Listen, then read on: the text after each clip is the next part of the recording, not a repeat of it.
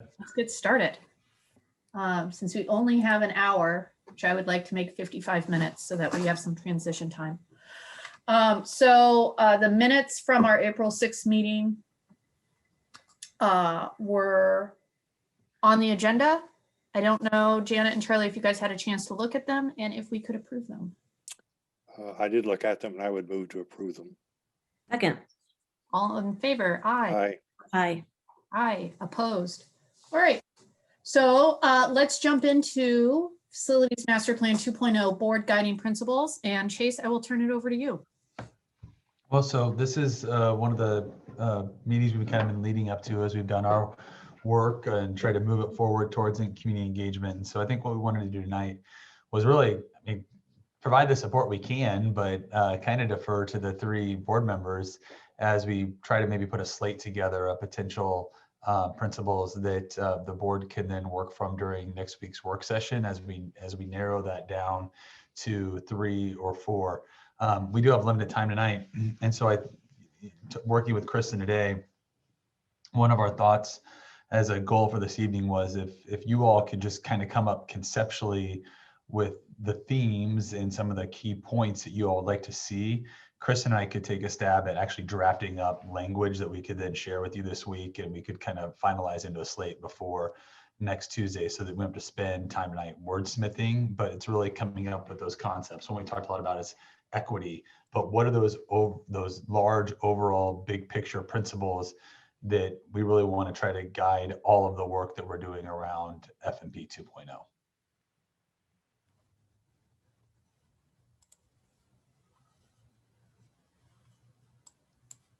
So that's big.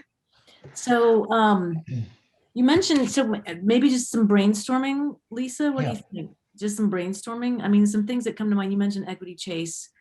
I think we've discussed that in other board meetings. Whatever we do from an F&P standpoint needs to support the equity goals, the inclusion goals that the district has, so that, our F&P, our school environments support equity and inclusion, or, I don't know what the language is, but I think there needs to be something from an equity standpoint. The other thing, as you were talking, Chase, that I was thinking about is classrooms that, or not, shouldn't say classrooms, building, facilities that support, and I don't know, innovation for me is an overused word, but supports new ways of learning, different ways of learning, personalized learning. Opportunities for students to explore different kind of learning pathways based on their interests and educational goals. But it could be innovation, but I'm thinking around different work environments for CTE learning versus, fine arts learning versus, STEM learning. That creating spaces that allow that personalization of the work environment for whatever the learning goals are. So I don't know how to wordsmith that, but that's something that was I had rolling around in my head. And I know that there are community members that really do care a lot about the innovation component as well. But again, I think that's overused, and innovation could be anything. So I feel like we need to define that a little bit better, but if we wanted to include something along those lines. But I feel like for me, those two things come kind of top of mind, and I don't know if that's helpful or not, but. I found it helpful, Janet. I think facilities that support all learning pathways is, something that I could see myself supporting. The climate action plan, I think, is another thing that another concept that should be in our overall approach. The equity plan, definitely. The all learning pathways is good, and I've been trying to formulate something that says we're in favor of brilliant design or creating wonderful spaces, but I don't know if I could put together anything along those lines or hear something along those lines that would actually help our project here. So to me, I'm looking at 3 things right now: the all learning pathways support the climate action plan incorporation and the equity plan incorporation. So Oh, what about around the, oh, sorry, Charlie. Oh, I'm sorry. And within all learning pathways or something along that line, I'm inclined to suggest explicitly recognizing expansion into preschool as we go forward here with our facilities design and implementation. I don't want to cut you off, Matt, but I too this all learning pathways that Charlie and Janet brought up.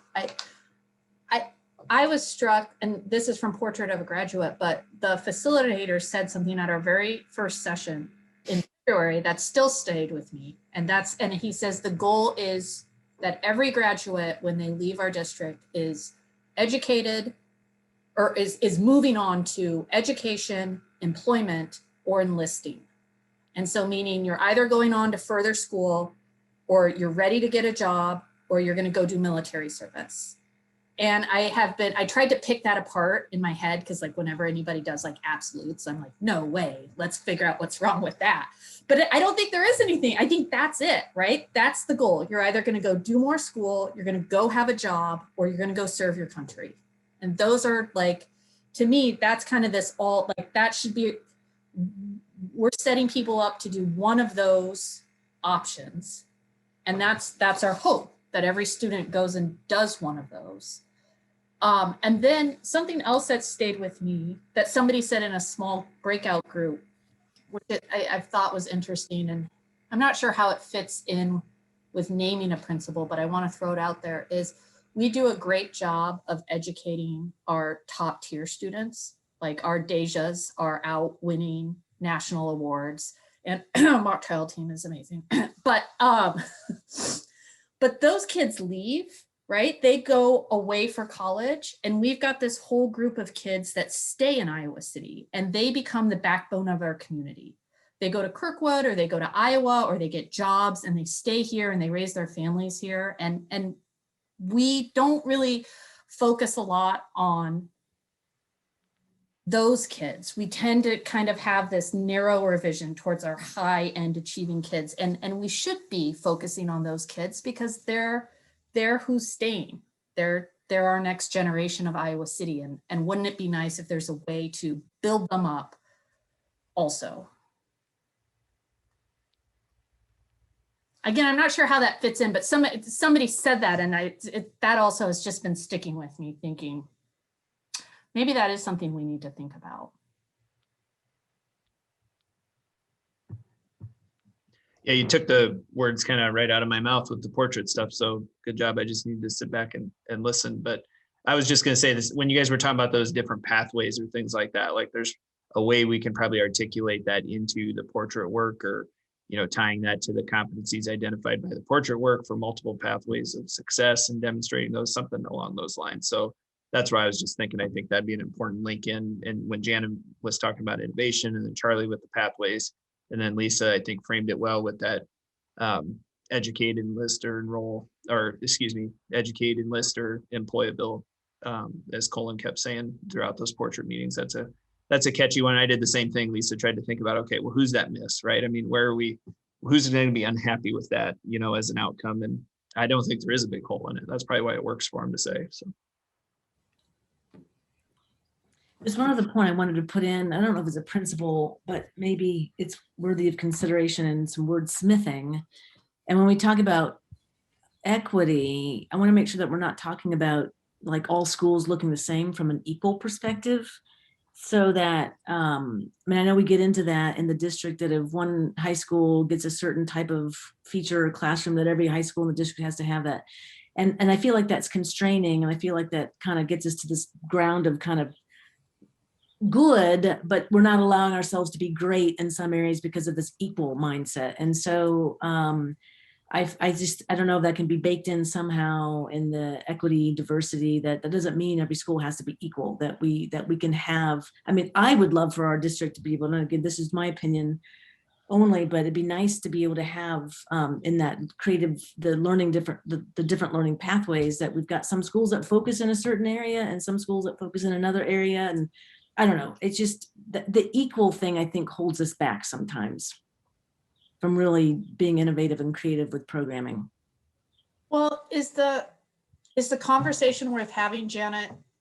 Maybe not at this moment in time, but saying if we do have a robust CTE program at City, and that's where CTE lives and breathes, do we take a look at our transfer policy and say, you know, if you're really interested in this, but you don't get to go to City because your parents don't live in the boundaries, do we allow movement? And that's how it's equal access, but That's not equal yeah. building. Yeah.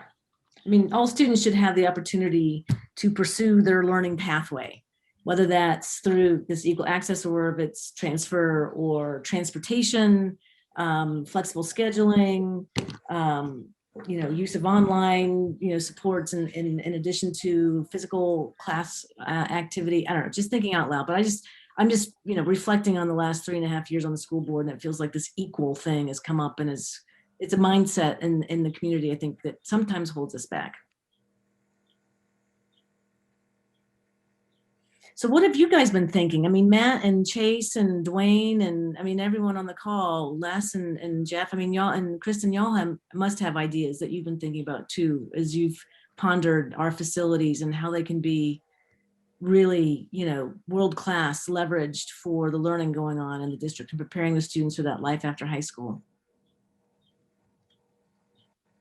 I think that we've been focused on a slightly more granular level, Janet, and really I'm excited for this conversation because in my mind, I'm like putting together the mental jigsaw puzzle of how these broader concepts, I can see some of those priorities that we've been working with nest under some of these, like you talk about the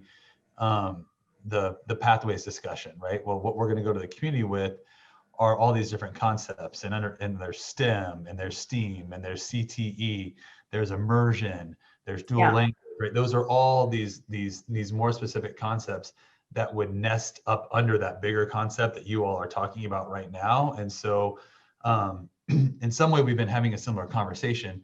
We've just been focused on narrower themes or more specific programs, and then how they would tie into this. And now that we're having this conversation, I have to admit it is a little bit harder to talk in those broad scopes than as we're doing that, because we've talked about outdoor classrooms right, from an instructional design standpoint, but we've also talked about what are we doing with extracurricular activities and athletic fields because of the well-rounded experience that we want all students to have. But then Dwayne always brings me back to the pragmatic side of, okay, what's the functionality of our buildings? Where do we need to add classrooms? To Charlie's point about expanding our climate initiatives. And so our conversations have been in the same ballpark. They've just been more detailed on what we see as specific initiatives or projects, maybe a little bit. That's a nice way to state it, Chase. I mean, like, because I was thinking like throughout Portrait of the Graduate, like 4 things really, in my list is longer, but I think there's basically like 4 things you could do with your facilities. And like Chase said, I mean, they're going to fit in those guiding principles in a way. And at least I think so, right? I mean, we hope the community would come back with some of those same things in their mind, but that's why we wouldn't want to do something in opposition to that, because if they're not supporting it, why would you do it? But you know, I've heard us talk obviously a lot about preschool. I think early childhood education is where we see the large payoff in the long run for our kids. And the sooner we start, all of those outcomes that we talk about are going to get better.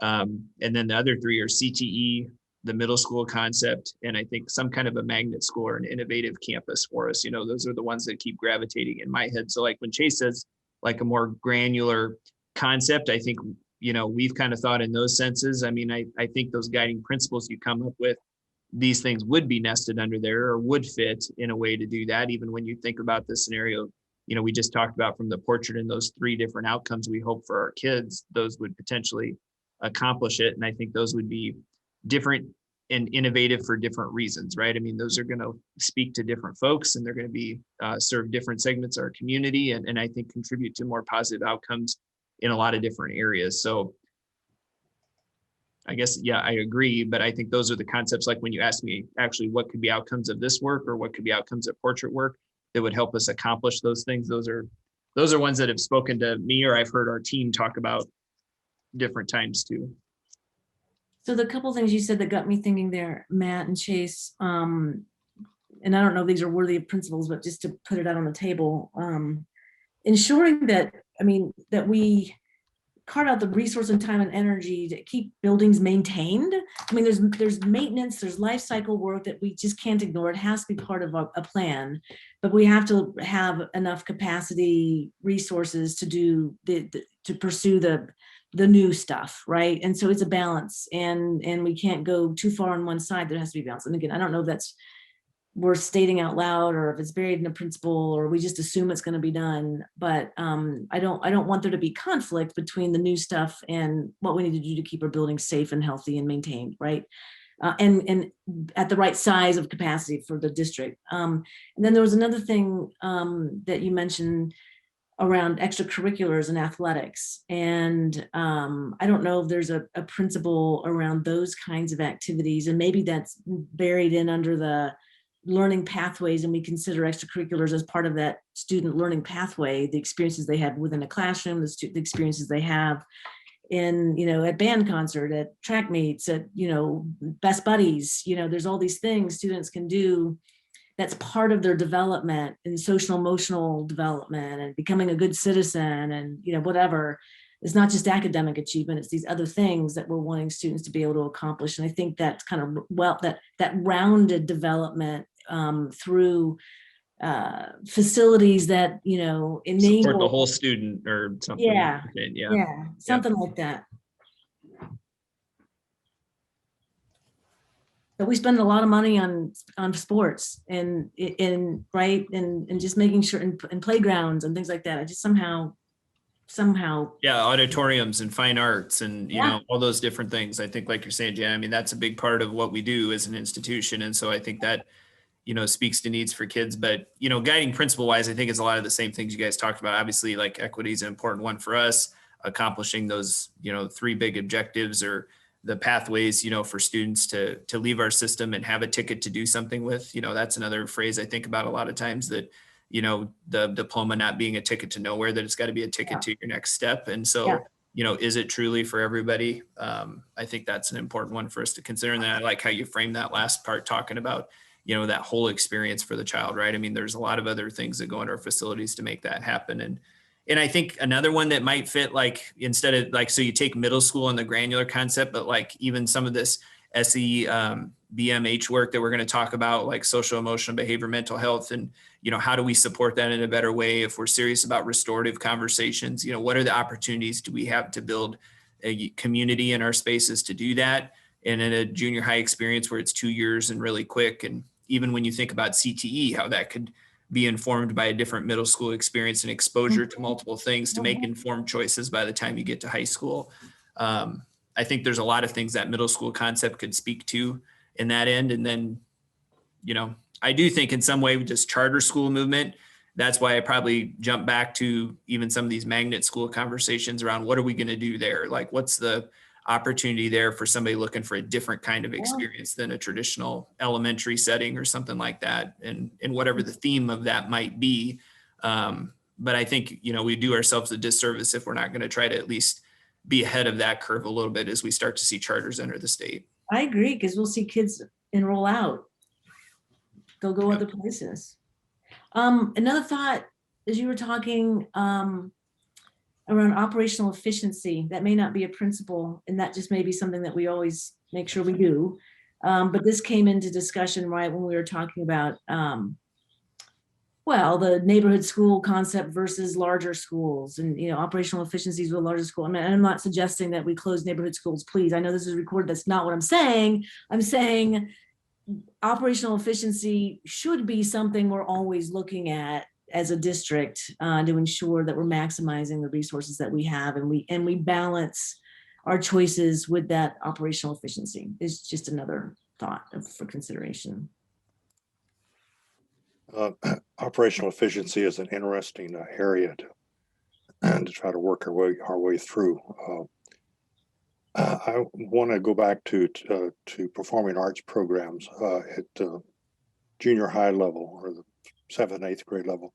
Do we think that the performing arts instructional teams and groups would say that we need to build different junior high or middle school buildings to support and maybe grade school buildings to have a better performing arts experience for students? I don't know if it'd be a straight answer on need, Charlie. I think it would enhance, right? When you think about like auditorium spaces. Auditorium And spaces. some of that's been some work in FMP 1.0 to try to improve at least the practice areas in some of those. But like, okay, so Northwest has the little theater, right? But Southeast, you know, you don't really have a space there to perform in any kind of way, whether that's fine arts or, you know, a music performance, you know, whatever it might be. There's really no good area for that to happen. So I think it would enhance those experiences, but I also think it's the way we do those experiences. And, you know, we kind of have some neat ideas coming from those instructors about, you know, I don't know if I'm letting the cat out of the bag or not, but we're considering ideas like, do you start beginning band again in junior high, right? That they haven't had, maybe for whatever barrier and reason they had in the 5th and 6th grade experience, do we start a beginning band again in junior high where they can have access to the instrument, the concert, the lesson, everything happens there at the school facility instead of relying on some kind of a transportation or monetary commitment from your family. So I think it would enhance it for sure. I don't think it's, you know, probably where it could be today. Well, and to build off that, that's one way, right, is to start beginning band again. But, you know, I know it's come up, this middle school model, and I always haven't thought super seriously about it. But again, somebody made the point to me a few weeks ago that said, you know, listen, you've got 5th and 6th graders who the transportation is a barrier. They're not part of the junior high. They're just not going to have access to music, to band. And then by the time they show up at junior high, they're too far behind. And then they're not going to join. But that's where the middle school model comes in, right? Because if you move those higher elementary grades, 6th grade or even 5th and 6th grade into this junior high environment, then all of a sudden those 6th graders and maybe those 5th graders are there at the school for the band, or they're there for the sports teams, or they're there for the play. I mean, if we're talking about extracurriculars being a huge important part of our graduates, getting them to the middle school model away from the elementary school will increase their access. And to me, it's an equity issue. You know, that's when we talk about if equity is a guiding principle, we're creating that equity of access for these enrichment activities that I think are pretty crucial to the school experience. And that, to tell you the truth, that's really made me take a hard look, a serious look at a middle school model. Yeah, Yeah, and I think that's the thing, right? I mean, like so many of these are, I keep going back to that word Chase used because it was a fancy one for tonight, the granular concept, right? So we're down on the granular concept thinking about these things, but because I think they're themes we've talked about as a district for a long time, right? So then you think about ways to achieve those. And so I don't think these guiding principles are probably going to be things that are too new or foreign to our community. And we'll hear similar things that we've heard from our community before about what they expect from us and from what they'd like to see. And then the task becomes, how do you actionalize those, right? Like, how do you put those into the plan? What do those look like? So I think that's probably where we get excited and start considering what are some of those potential ideas. But you guys have hit on a lot of those big core ones. I think the hard thing will probably be either boiling it into some statements or, you know, a few statements that seem like they capture the essence of all of those components. what I'm thinking of is that we probably need to consider an FMP 2.0 that does not preclude our ability to move to a middle school model within the next, you know, the very near future. That is, we shouldn't be thinking about building additional junior highs or elementary schools in the same way that our current junior highs and elementary schools have been built. I actually don't know what an elementary and a junior high look like, what the buildings look like in a middle school model. as opposed to what they are now. But I think in talking to the community about this plan, we need to be clear that I think we should be clear that we're allowing ourselves the ability to develop a new or a different way of doing 5, 6, 7, and 8 grade education. But Charlie, I think even your example there is a good one, right? Because I think that's almost what we're doing with these guiding principles is we're not wanting to exclude those ideas when we have them, right? Because this vote we're asking for in the fall is different than the GO bond vote where we had to be super specific on all the things we're going to do. And we need to provide a level of specificity, but we are not, bound to those same things. So we want to make sure the values and the guiding principles and the themes, that's why we're approaching it this way, are in lines with the community's values, themes, and dispositions. But there's going to be some of those concepts that aren't fully decided, right? Or aren't fully fleshed out, so that when we get to them, that's been the conversation, that it shouldn't be a surprise that we're now taking this means to accomplish this end that you said was important to us as a community. Because I don't know that we'll have all those by the fall. And then I think that's the balance for us, right? Is how much of that needs to be specified by the fall before we ask for a continuation of these existing levies. We're not asking for, those new dollars like you were in a bond to go support specific projects, but we got to find a right balance, because that's how people are conceptualizing it a little bit, just because of our recent experience. Yeah. So I think the challenge for me is to, if the district really wants to be able to consider this middle school model, there needs to be something in the principles that we can hang that on, whether it's the social emotional welfare of or learning of students. Sometimes grouping students in different age groups can support that, or there has to be a rationale. Or if it's operational efficiency, Dwayne, maybe it's more expensive to have a middle school model than it is the current model that we have, but so that's a bad idea. But there's got to be something in the principles that we can hang these initiatives onto. I'm trying to think through that, Janet, what we call that, right? Because it also aligns with the conversation about magnet schools or immersion schools. And it's about the envelope of facilities that you have, like how you configure your buildings. There has to be, and we have to capture it somehow to do that. And so I think I have the idea, but you're right. It's how we word that and how we put it on paper. But that's a good phrase, configure the buildings, though. Flexibility for building configuration to support learning needs or whatever.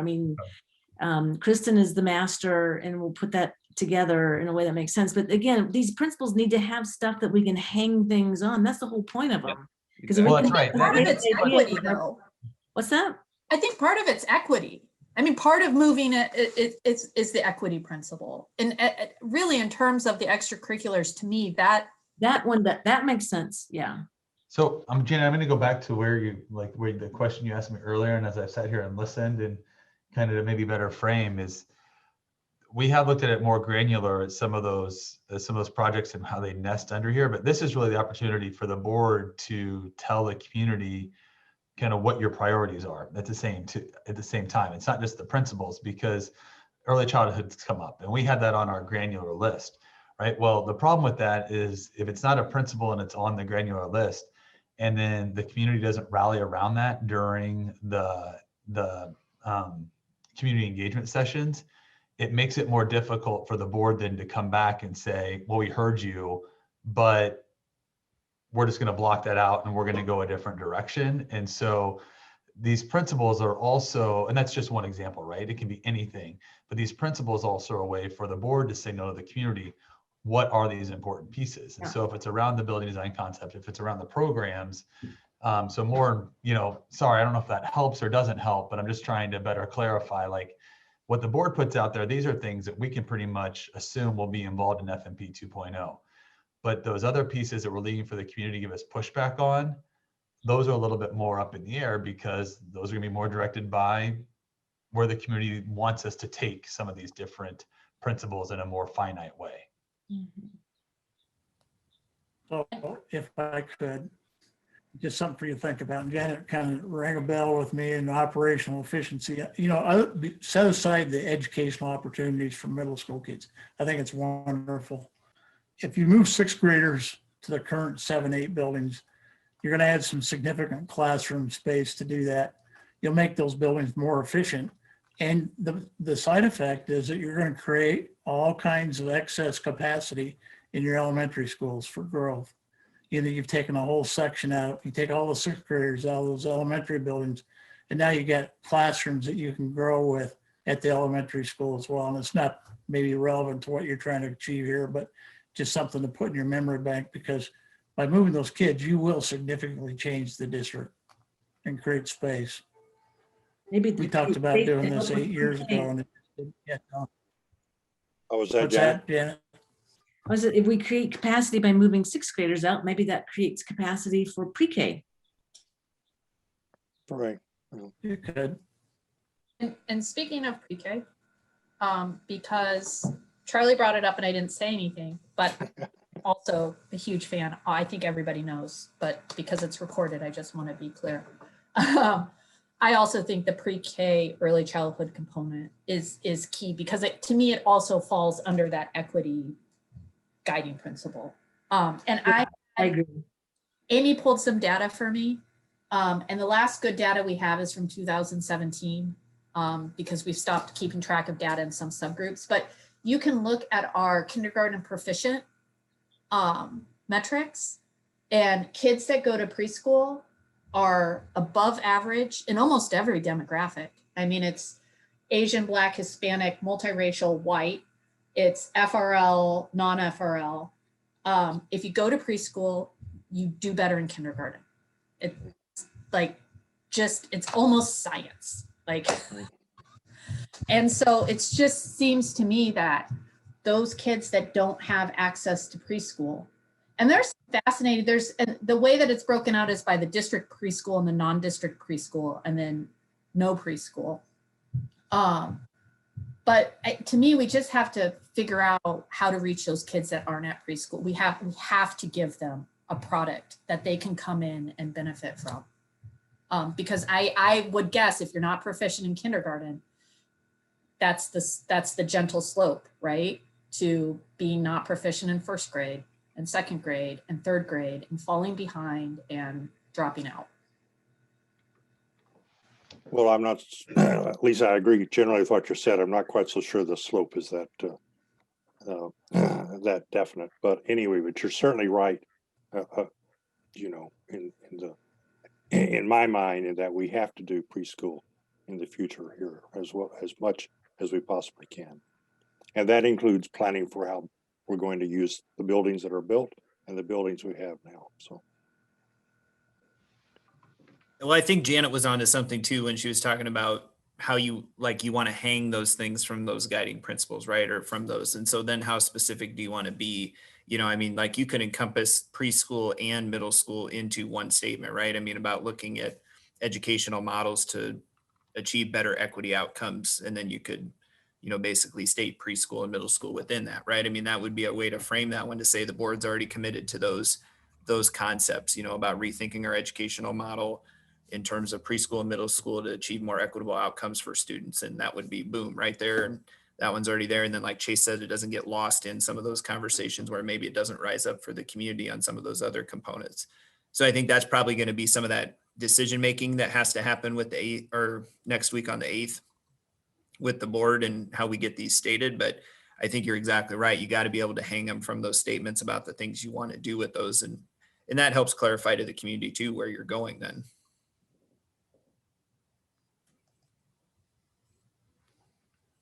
And I think another easy one, as you talked about, were some of those wraparound experiences for kids, right? That could be an easy one to say, hey, you know, we're concerned about the development of the whole child, and extracurricular experiences are a very necessary, important part of that. You know, so that'll be a guiding principle as we approach this, you know, for us to look at athletic and extracurricular facilities.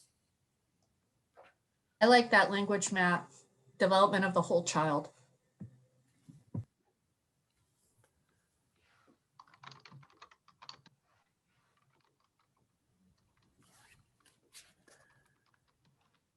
Well, I'd vote for it. And then, you know, sorry, not to keep putting words in your mouth, but I think another one, like, depending on what you want to do with the innovative end, like, okay, you know, of course, my ideas are my ideas, but I mean, as you think about like rethinking that employability part for kids and the CTE programming that could come along with that, or you think about the, educate part of those three things, is some type of a different school experience allowing kids to achieve that, in an innovative way. I mean, those are other ones that you could link as another example if those were important to you guys as a priority to be stated ahead of time, that you could easily state that looking for innovative educational experiences through CTE and, a dual language program in an elementary, magnet charter school, whatever you'd want to call it. So for me, that one sort of rolls up under the learner, the pathways. Yeah, that's right. And we talked pathways. That might fit better with that But- language. Yeah. But, but the whole child thing I agree with as well. But, we're creating learning pathways to prepare students to be successful in whatever choice they make after high school, whether it's college, CTE, work, service, but it's preparing students to be successful in whatever path. But I think You it, follow what I'm saying there though, Jan? It's Yeah. almost like you can do a tell with your statement, right? Like, okay, so here's our statement about what we think is important, and here's our tell on how we're going to achieve it a little bit. And so if CT was the tell on that one, well, that Yeah. you create multiple pathways, and we think that can be achieved through improving our CTE programs or something like that. yeah, I mean, these don't have to be so high level generic that you can drive a bus through them. I mean, No, not at all. if we know we're committed to pre-K, we should say it. If we know, and I'm super strong in this multiple learning pathways that we can prepare students to be successful, whatever path they take after high school, four-year college, community college, CTE, work, service, then we should, to your point, tell it. We should say it. So that it's not so vague that we're just, milk toast, right? Yeah, you give them an idea about, hey, we're thinking about this, and we have a pretty good idea about how we think we want to go about achieving this. Yeah.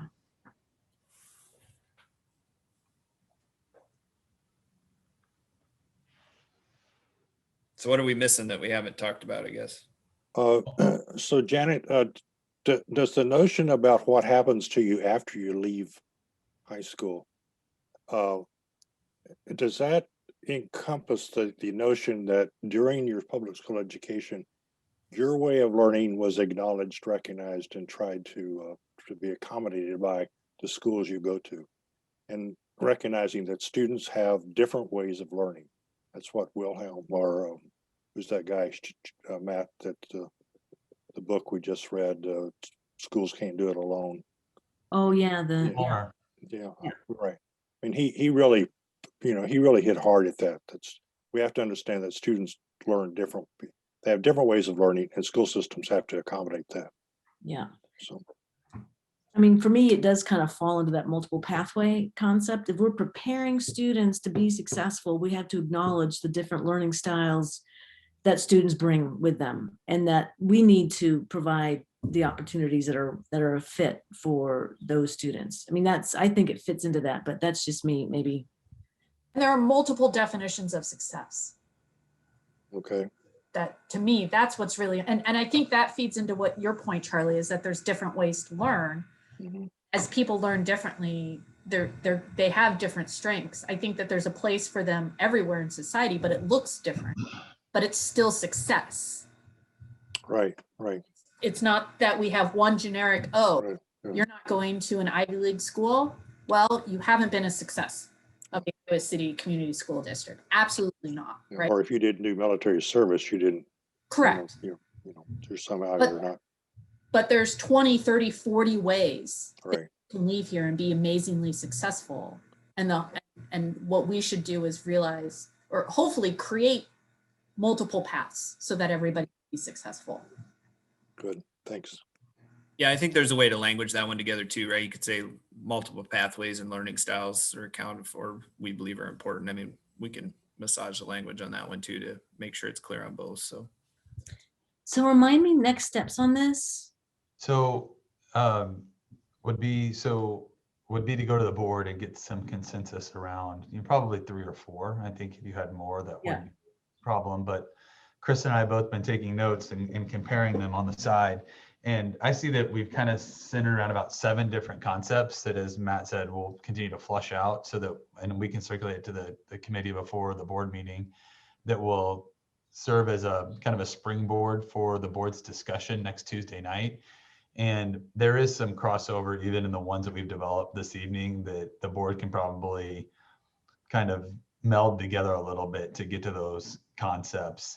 And then, those will go at the top of the document that we utilize in terms of community engagement. So this was just kind of get a rough draft, and we really wanted more than the board would settle on to hopefully guide the board's conversation down to 3 or 4 next week. And I think we've got what we need, in all honesty.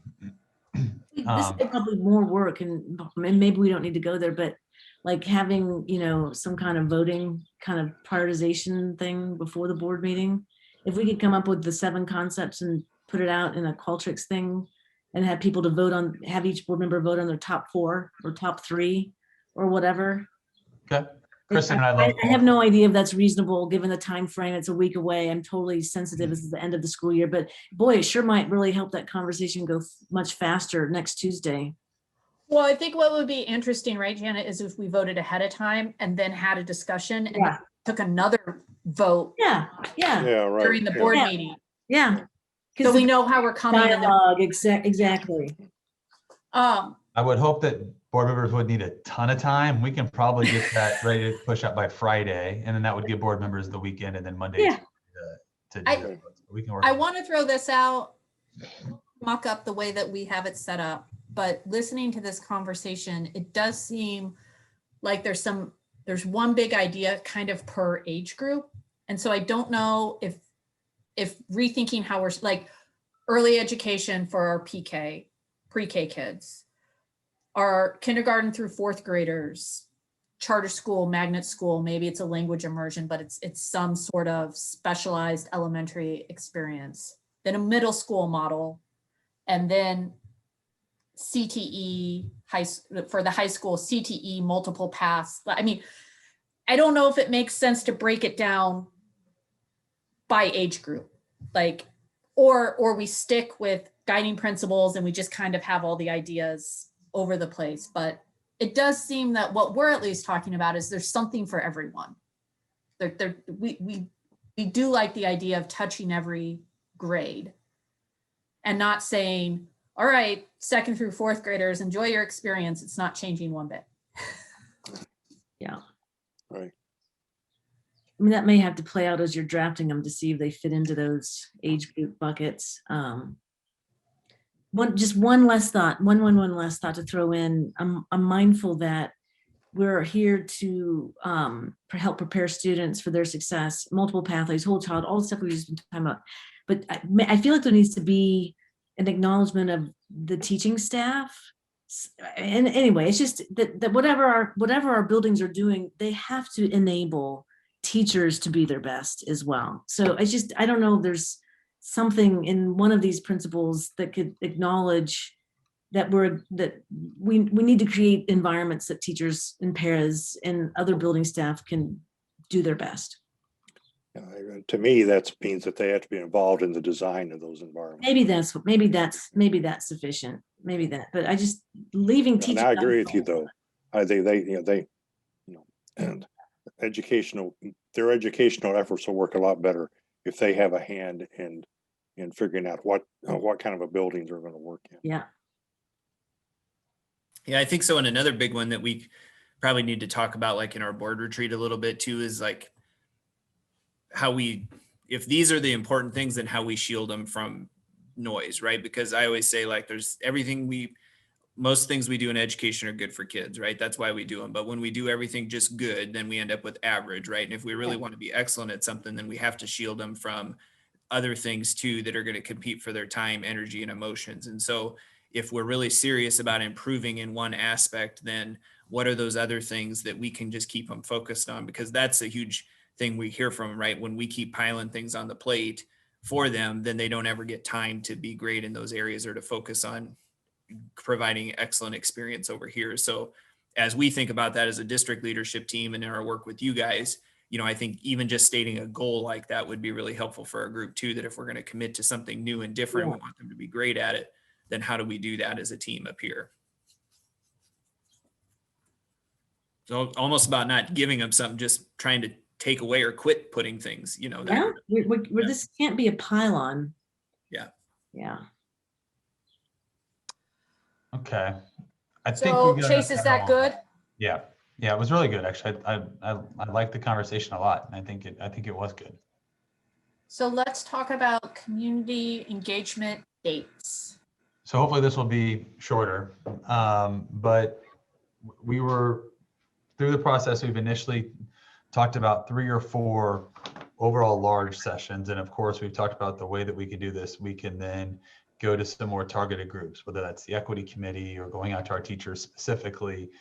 We know that we have the flexibility to do that. As we looked at the calendar, we were trying to look at the month of July as really where we would do that. And so some of the dates we looked at were using Tuesdays because it's a familiar night that people know that we do board meeting stuff on. And all the sessions, right, they're separate. So people don't have to come to one. They don't have to come to a continuous series like we do with Portrait of a Graduate. But we initially held June 30th, July 6th. I don't have my calendar pulled up. July 20th, and then August 3rd. So there would be one overlap date with one of our, actually 2 with our meetings that we could probably adjust as the ops committee. But you know, that stays within the time frame. We told the committee we would do it.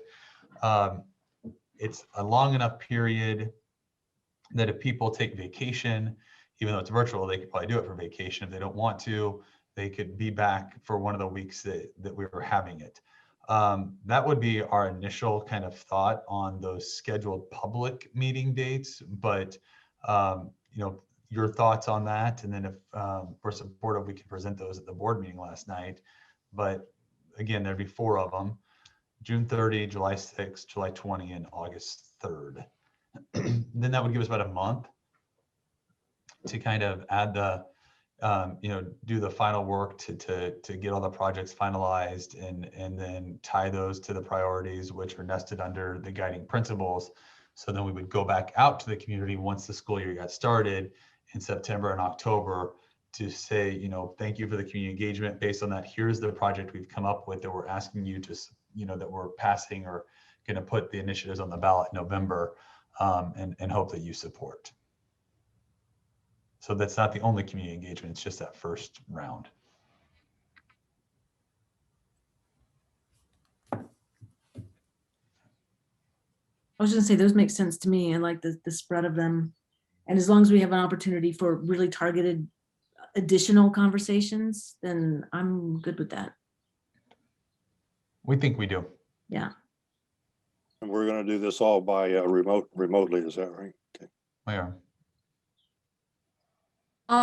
Yeah, that was kind of my thought. I think it seems like a great plan if the targeted communication is a separate component, which it sounds like it is, because my only concern is, will people feel like there's an opportunity for meaningful engagement if they're on a Zoom with 300 other people? Well, so we're gonna model it a lot after, you know, Lisa, a scenario you are familiar with, and with the Portrait of a Graduate. And so utilize breakout room, utilize, you know, some of those small table talks inside that community engagement. So it's not just a webinar where we're talking and providing information. We're going to use the Qualtrics platform so they can give us feedback, so they can give us their own prioritization of the more finite priorities. We're going to be able to share that data out in real time.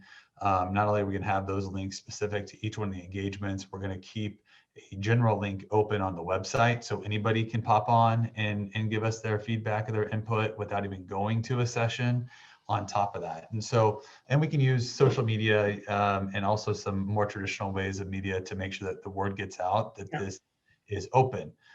The first time we did it, you had to come to a session, right? That was basically the only way you could participate. You had to really be there. We believe that being able to use this through Qualtrics, you have that 6-week window. We also know that some people might not have internet at home. They might not have access to a computer. We're going to set up terminals here at the ESC so people can come in and log on, talk to some of our schools that are maybe closer to the neighborhoods to do the same things at those schools. We feel like having them come to the school and do it now that COVID is relaxed a little bit, probably easier and more efficient than putting things out in pencil and paper, because they'd still have to come to the school to get it since there's no school. So if they're there, we might as well give them a computer and let them log on and do it and read what they want to read about it. So we are trying to be conscious of those barriers and to alleviate as many as we can. That's great. And we will be really, really, really lucky to get 300 people in these sessions. I know. If Yeah, we like do, there's and I gonna hope we be do. 15. I know, but like just I hope we do. in case. But it does speak to the marketing and promotion of this. It'd be nice to set these dates. I know school last day is the 11th. I don't know if we can agree on the dates on the school board meeting on the 8th, maybe we could still get an email out to community members who are still watching for like school updates. Just to start getting people to think about it. But I don't know what the sort of the marketing plan is, but getting the word out is going to be important. So Agreed. you guys have set a heavy workload for your summer here. Sure, or your family's okay Our with it? workload, Charlie. Yeah, we're in all these sessions too, Charlie. Yeah, but that's what we were elected for. So Yeah. I don't know if your families are resigned to not having vacations this summer now or not. Charlie, I really do appreciate that. I'm not just saying that. So thank you for saying that. And like I said, I did use a little bit of strategy in picking Tuesdays because for most of us, those are already nights that we have committed to school. And so Okay. that helps us with that planning and that balance. So I appreciate that. And but yeah, and if we do them virtually, we could All right. do them from somewhere else too. On the all right? beach. Right. Yeah. Exactly. Yeah, Change don't, that. Charlie, I suspect that Chase has planned all of these around schedule. I have no doubt. I'm not worried about Chase at Yeah, all. this isn't even. I'm a worried real about like time. Kristen and Dwayne and Jeff, but Chase, absolutely not. Okay. Well, good. Yes, Okay. thank you, Charlie. I think, the exciting part for us, honestly, is that we're getting to work on something that isn't crisis management mode with a pandemic. Right. So, Right. it's fun to turn the page and to start to get back Right. to good work and progressive things for the districts. But thank you for thinking about that. For sure. Well, so I'm gonna skip D, E, our next operations committee, that's already on the calendar for July 6th, which we may table if we get this community engagement session locked up then, which I think will be fine because I think at this point, we probably don't need a July ops meeting. We need to move into community engagement mode. Well, Or did you want to do both? I didn't want to do until you said we might not need one. And then I remembered, I think that we have another item for the board in July. Les, correct me if I'm wrong, but I think that we're supposed to provide the draft language for the ballot initiative because I think the board has to approve it the first or second meeting in September. And so when we talked to the board back in the winter, I think we agreed to try to get a draft to the board by the end of July. That's why I thought second meeting in July, I think is what we So there'd said. be plenty of time. Well, for people to consider. let's keep it then, the July 6th, 4 o'clock, because I suspect if we do community engagement on the 6th, we wouldn't want to start at 4, right? Because we want to Thanks, be Lisa. later in the night when the workday's over. We have them scheduled from 5 to 6:30 right now. Okay. What we would So- try to target. So we'll stick with it, 4 p.m. July 6th. So then the last thing on our agenda was the school marquee signs. Charlie, I know you wanted to talk about that. Can we do that in 2 minutes? I hope so. So Matt and who else? Dwayne, maybe, can you put together a plan for doing getting school marquees signs for the buildings that don't have them by the start of the fall?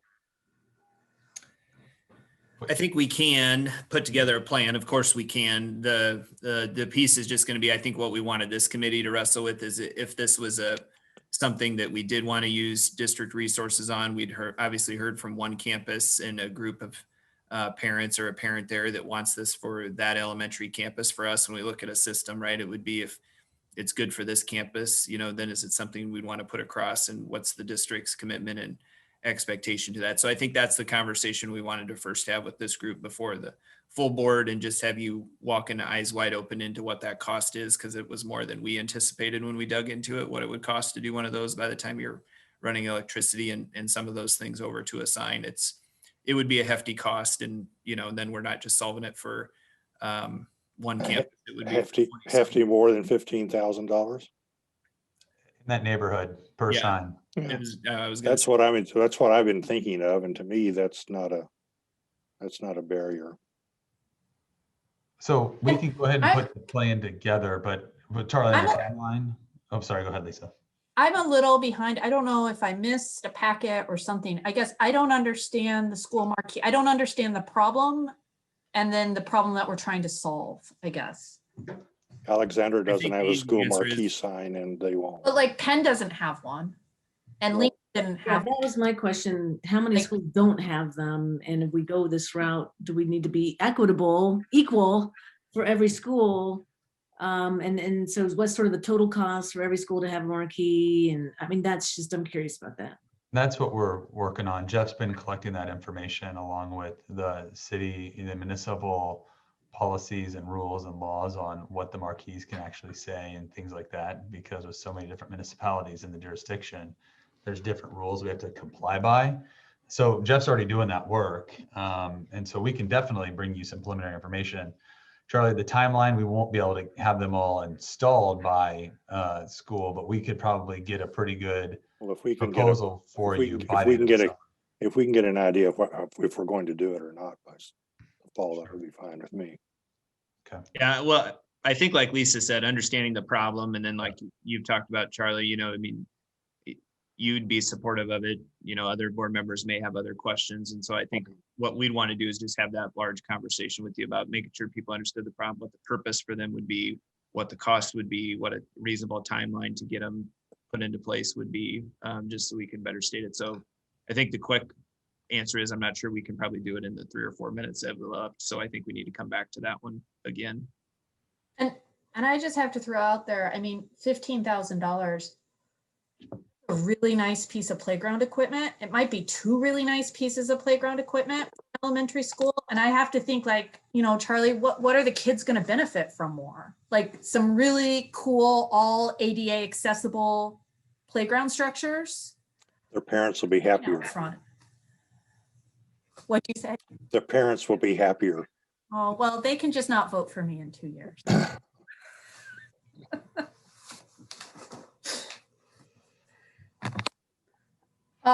So where are we going to leave the signs? Are you longer discussion? I mean, we're already, it's, I mean, we'll keep working on it. yeah, it's I good think information for us to have. Sorry, you are talking, Jason. Yeah. Sorry. No, Sorry. it's good information. Sorry, go ahead.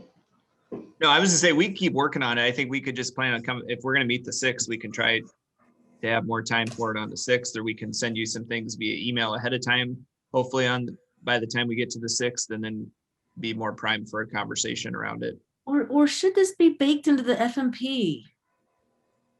Well, that's another option too, Janet, for I mean, instead It of, could be if that's what you know, if you guys are all supportive of it, it's a slam dunk, well then, yeah, we Yeah. could put it in a long-term. I mean, just to I do all of mean, it. for me, I don't know. I'm struggling a little bit from a prioritization standpoint. I'm also cognizant you guys have a whole pile of work to do in support of getting organized for FMP. And I don't know. I'm struggling with this being a separate topic outside of FMP 2.0. Well, I'm struggling with understanding the problem that we're trying to solve because there are small parent groups that want everything out of, you know, we can find 5 parents that want something at any school. We could probably find 20 groups of 5 parents that want something at each school. And so just because a parent wants it is not going to get me to be like, yep, let's spend $15,000. Like, what's the problem? Why do they need a sign? And also, is the building admin team on board? I mean, is this a problem that the principal and rest of staff are like, you know what, this is how a sign is going to help us be a more equitable school, provide better learning opportunities to kids, like all of the things I think that we just talked about the first half of this meeting, what we want to do. How is the sign going to reach that goal?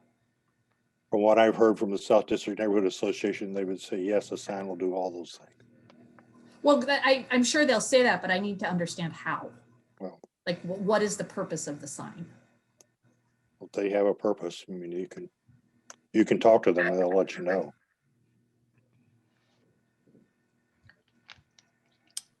Well, I do think one thing that Janet said there about, you know, if it's something we'd want to consider in the plan. I mean, as we're going out to do this community engagement, we could probably also measure how much of an issue this is. You know, we can prompt it as an idea and see what kind of interest that gathers that way too, from a large scale perspective, that, you know, there's a group of stakeholders that does feel is important to their campus, but where does the district feel it for all campuses in that way too? So there's probably a way to combine the conversation and then make a decision as well. We put signs and marquee signs in a number of schools, so there was some reason we did that.